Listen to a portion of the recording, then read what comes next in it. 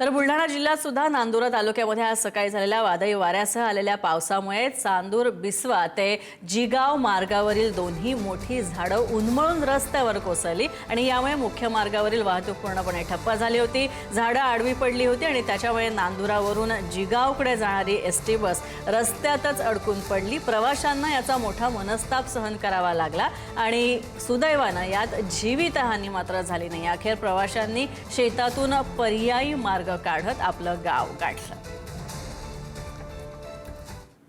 तर भिवंडी शहरासह ग्रामीण भागांमध्ये मध्यरात्रीनंतर आणि पहाटेपासूनच मान्सूनपूर्व पावसानं बरसायला सुरुवात केलेली आहे। गेल्या काही दिवसांपासून उकाड्यामुळे हैराण झालेल्या या नागरिकांना मान्सूनपूर्व पावसामुळे मात्र काहीसा दिलासा मिळाला आहे। पहाटे बरसलेल्या पावसाच्या सरींमुळे संपूर्ण परिसरामध्ये काही वेळासाठी गारवा निर्माण झाला होता। या पहिल्याच जोरदार पावसामुळे नागरिकांमध्ये आता मुख्य मान्सूनच्या आगमनाची आतुरता लागून राहिली।